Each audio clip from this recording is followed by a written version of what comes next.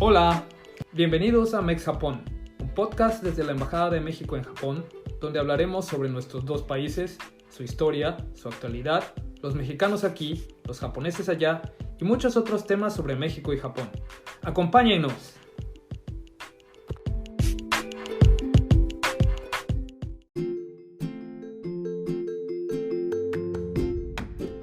Bienvenidos a este nuevo episodio de Mex Japón, el podcast desde la Embajada de México en Japón.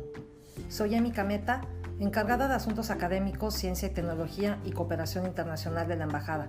Les agradezco por acompañarnos y escucharnos. En esta ocasión tenemos como invitado al Dr. Jorge Puebla, investigador mexicano, miembro del Centro de Magnetismo Cuántico en Nanoescala, del Centro de Ciencias de Materiales Emergentes, del Instituto de Investigación Japonés, RIKEN. Jorge creció en Cárdenas, San Luis Potosí, México. Cursó sus estudios universitarios en la Facultad de Ciencias de la Universidad Autónoma de San Luis Potosí. En 2013, realizó su doctorado sobre control de espines individuales en nanoestructuras semiconductoras en la Universidad de Sheffield, Reino Unido, bajo la dirección del profesor Alexander Tartakovsky. Entre 2013 y 2015, Jorge recibió la prestigiosa beca Marie Curie, con la cual condujo su proyecto en el Departamento de Innovación Tecnológica de la empresa Atocube Systems en Múnich, Alemania, bajo la dirección del profesor Khaled Karray. Durante este tiempo, Jorge contribuyó en el desarrollo de un criostato de ciclo cerrado de vibraciones ultrabajas, con el cual se midieron por primera vez escarmios y terrazas atómicas en este tipo de equipo. Desde 2015, Jorge es investigador en el Centro de Ciencias de Materiales Emergentes del Instituto de Investigación Japonés RIKEN, ubicado en la localidad de Wako, Japón. Ahí se ha dedicado al estudio experimental de las interacciones de espines con fotones y fonones. Los resultados de sus investigaciones han sido publicados en diversas revistas de alto impacto y expuestos en conferencias internacionales. Jorge actualmente pertenece al Sistema Nacional de Investigadores de México, nivel 1, y cuenta con el financiamiento para sus investigaciones por parte del Ministerio de Educación, Cultura, Deportes, Ciencia y Tecnología de Japón. Antes de entrar a la conversación, quisiera comentar que RIKEN es el instituto de investigación científica más grande de Japón y se ha destacado por sus investigaciones en ciencias básicas y aplicadas de alto nivel. Fue fundado en 1917 como una fundación privada de investigación en Tokio y en la actualidad cuenta con una red de centros de investigaciones especializados tanto en Japón como fuera del país. Entre estos destacan principalmente los centros de investigación estratégica que se enfocan en las ciencias de la vida e innovación verde. Entre las áreas de mayor interés se encuentran la biología, ciencias del cerebro, biología cuantitativa y ciencias médicas. De la misma manera, ha centrado actividades en ciencias de materiales, fotones, ciencias de las plantas y biología química. RIKEN también es conocido mundialmente por su infraestructura para la investigación de primer nivel, tales como la facilidad de radiación Spring 8, la supercomputadora K, la fábrica de isótopos radioactivos y el Centro de Investigación de Biorecursos. Con la finalidad de promover las áreas de investigación emergentes, RIKEN ofrece a sus científicos la posibilidad de abrir sus propios laboratorios. Por otro lado, cuenta con el Clúster para la Ciencia y Tecnología y Hub de Innovación, que permite la colaboración entre investigadores, compañías e instituciones, de manera que los resultados de las investigaciones alcanzadas en RIKEN puedan ser desarrollados como productos comerciales.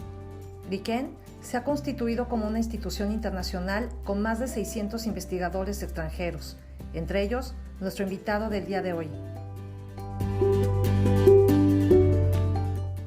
Oye, Jorge, pues muchísimas gracias por aceptar esta invitación. Me da muchísimo gusto saludarte. Si nos pudieras contar, con peras y manzanas, ¿qué son los espines con fotones y fonones, que es el tema central de tu investigación allá en RIKEN? ¿Y por qué han sido de tu especial interés y por qué es importante que se lleven a cabo investigaciones sobre los mismos?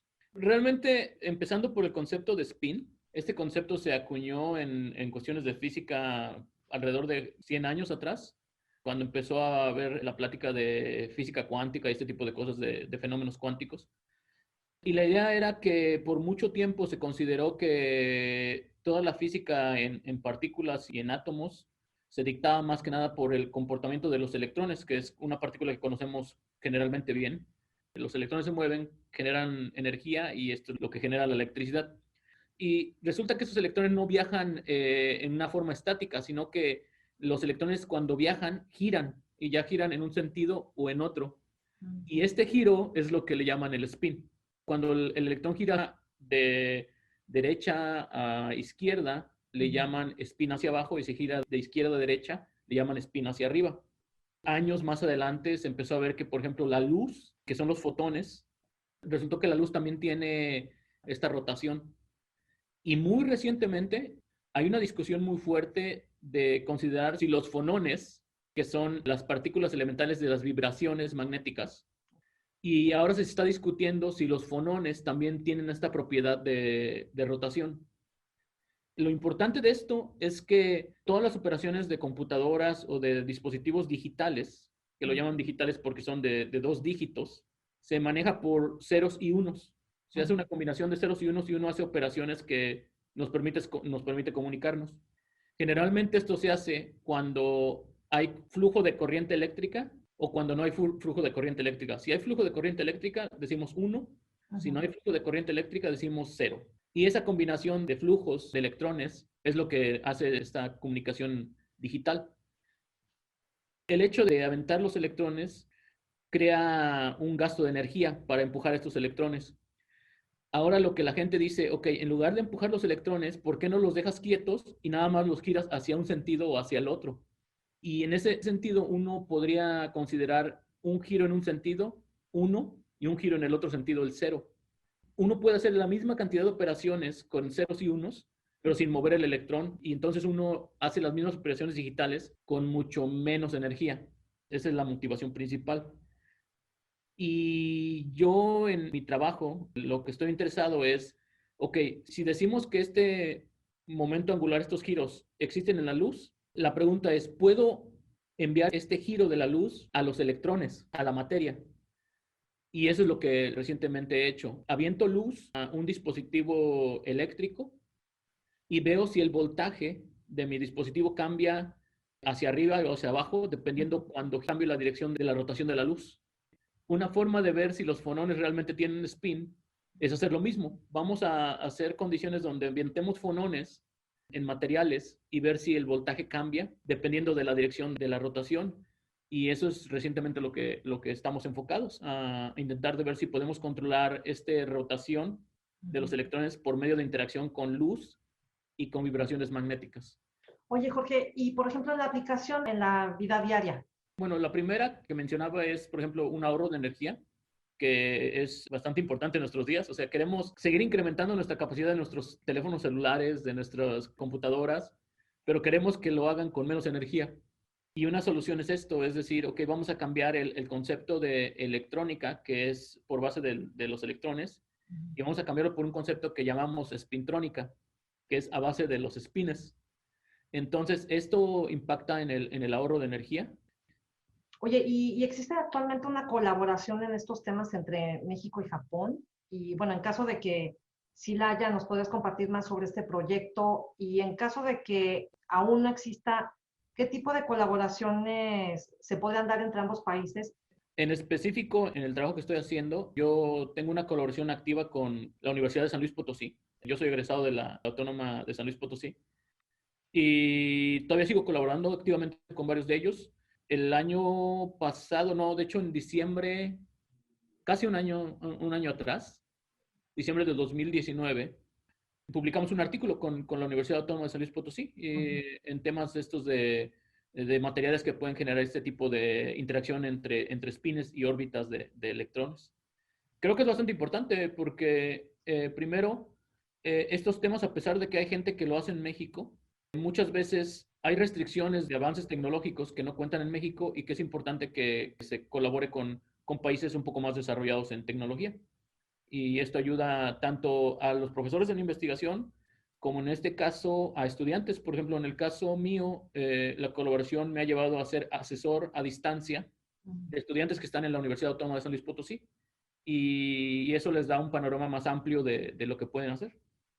Y platícanos, ¿cómo llegaste a Riken? Yo realmente en la Universidad Autónoma no tenía en fijo mi tipo de investigación. Tuve la oportunidad de tener una estancia en el Instituto Max Planck en Alemania, cuando tenía 23, 22 años, ya un tiempo atrás. Y en ese momento que me empecé a adentrar en ese tipo de institutos tan importantes fue cuando empecé a conocer un poco más de la comunidad científica. En ese punto, por ahí hubo algún tipo de plática en el Max Planck de gente de RIKEN que visitaba, que fue la primera vez que yo escuché de ellos.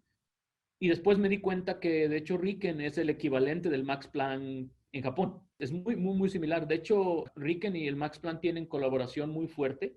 Hay un laboratorio de Max Planck aquí en RIKEN y el RIKEN ya tiene también laboratorios en Alemania con esa colaboración tan fuerte. Y bueno, después de eso, de mi primera visita en Alemania, me entró la cosquilla de la investigación y de la experiencia en el extranjero.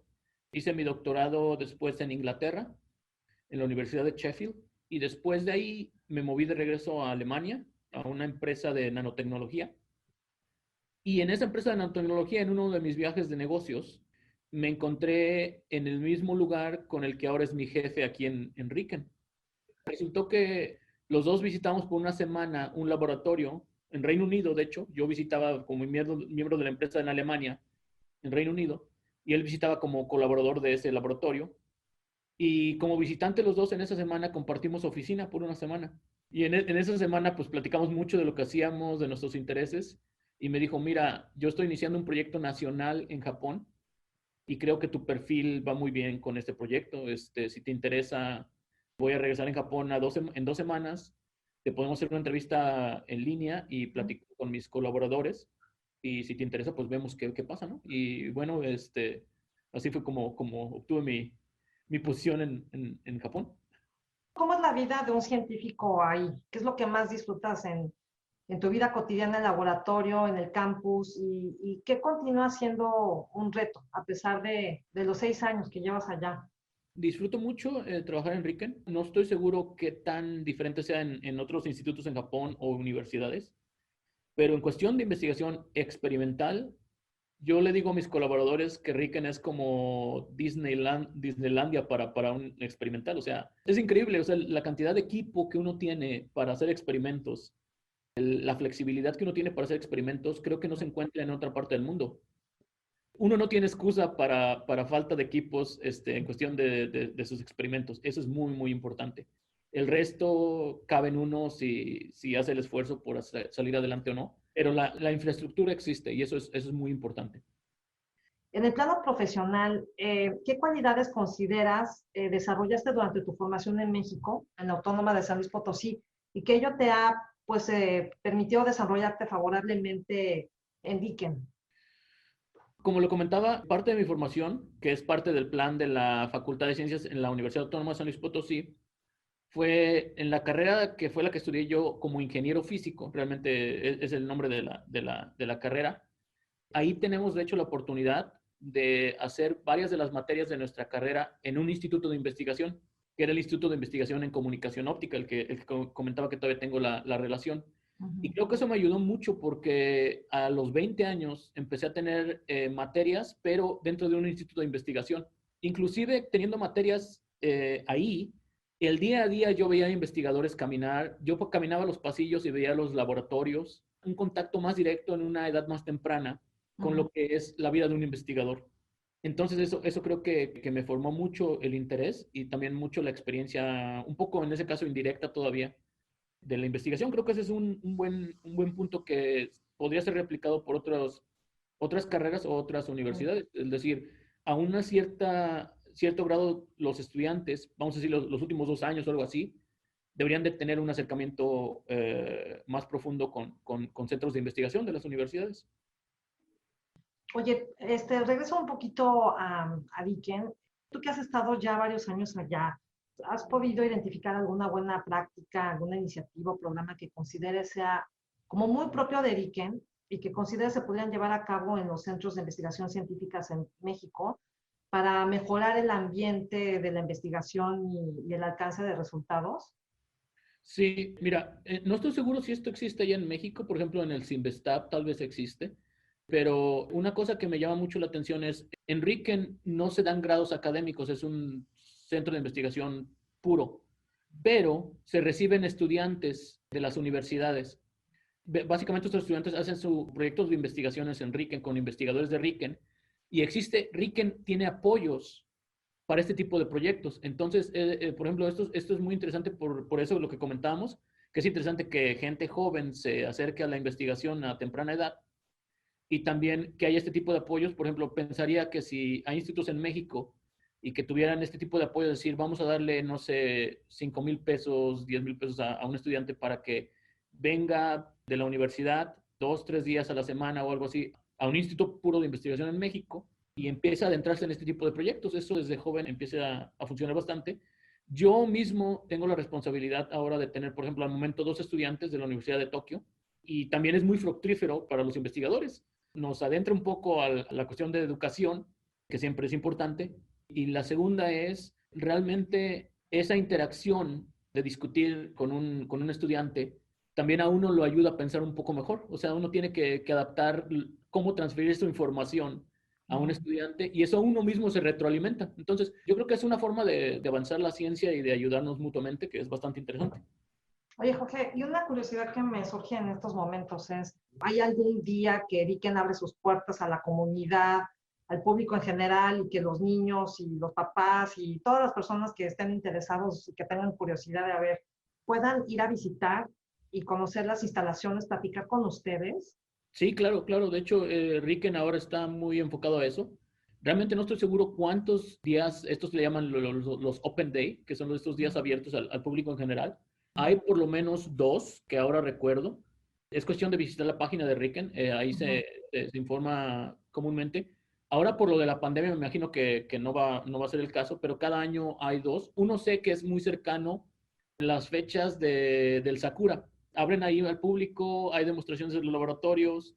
También frecuentemente investigadores ya expertos con mucha experiencia en Riken acuden a estas escuelas primarias a dar pláticas. Riken está muy, muy abierto. De hecho, creo que es parte de un poco del incentivo del gobierno que pide a los institutos nacionales hacer este tipo de actividades. Oye, Jorge, pues te agradezco muchísimo por tu tiempo nuevamente. Esperamos poder tener la oportunidad de seguir platicando. Sabemos que seguirás pues, realmente realizando investigaciones muy, muy interesantes y que ojalá esto pues, pueda abrir nuevas puertas de oportunidades de colaboración entre México y Japón. Sí, Muchas veces ya vimos también que las oportunidades no necesariamente es una sola línea, México y Japón. Tú estuviste en Reino Unido, estuviste en Alemania, estuviste además como en lugares y en los tiempos, ¿no? Atinados para que finalmente ahorita te encuentres en Viken y nos estás compartiendo pues experiencias muy importantes y esperemos pues seguir en contacto.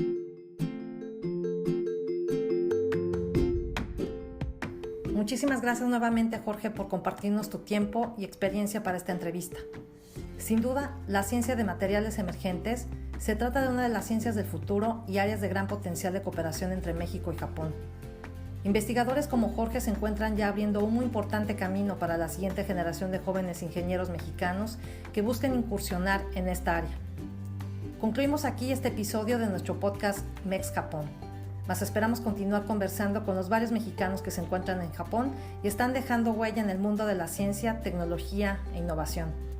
No dejen de escribirnos sus comentarios, sugerencias o preguntas al correo electrónico de la embajada infojpn@sre.gov.mx y si les ha gustado el programa, apóyennos dando like, siguiendo el podcast en Spotify y compartiéndolo con todas las personas interesadas en la amistad entre México y Japón. Los esperamos en nuestras próximas conversaciones tanto en español como en japonés. Hasta la próxima. Sayonara.